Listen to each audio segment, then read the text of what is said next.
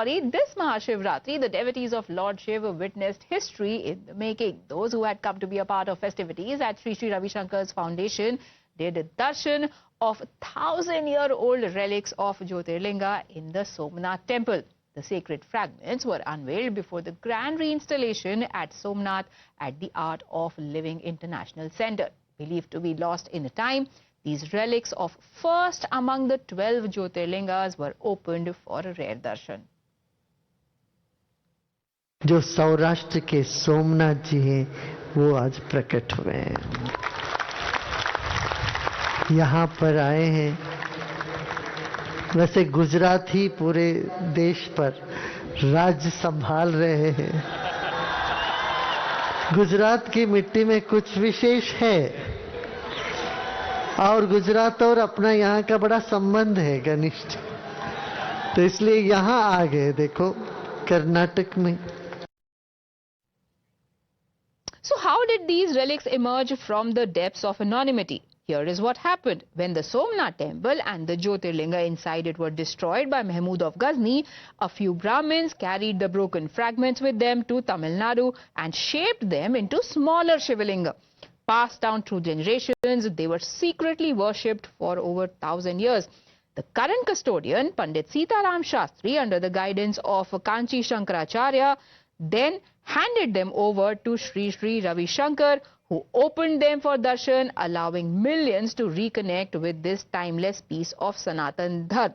However, for the Congress party, this is meaningless. My colleague Rishabh now joins us for more on this. Rishabh, first of all, put it in context for our viewers. Why is it so important what happened at Mahashivratri at Isha Foundation? Well, if we talk about Somnath, Somnath is something that is in the history of India. If we talk about Somnath and the history, remember Somnath temple was a temple that initially was a trade center as well in Gujarat, and the traders from all over the world came there. Mahmud of Ghazni, who came to India in the 13th century, in the 10th century, invaded Somnath, looted the whole ornaments from the temple, destroyed the temple and returned.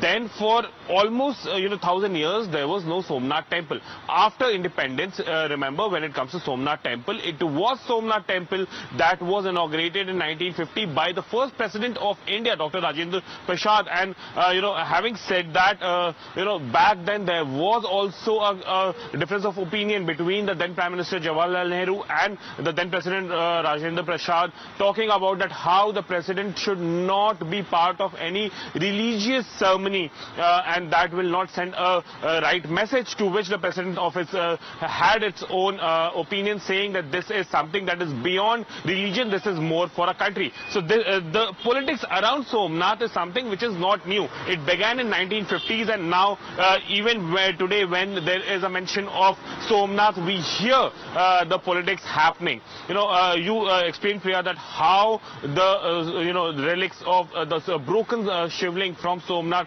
after Mahmud of Ghazni's invasion in Somnath back in 10th century, it was taken down to south in Tamil Nadu. It has been preserved for 1,000 years and now has been handed over to Sri Sri Ravi Shankar. Congress, for that matter, is now attacking Sri Sri Ravi Shankar, calling him a mouthpiece of RSS and BJP, yes, and saying that this is Amit Jivay is in fact the one who has called Sri Sri Ravi Shankar mouthpiece of RSS and BJP. How can somebody who is just trying to restore what has been taken away? Everybody knows what happened at Somnath. What did Mahmud of Ghazni do? There were demolitions, destruction and desecration galore. If somebody is trying to restore a piece of Astha, look how Congress thinks it is meaningless. Listen into Udit Raj. I don't think there is a news in it. Let him do. And how it is connected to the people life, employment, education and influence, etc.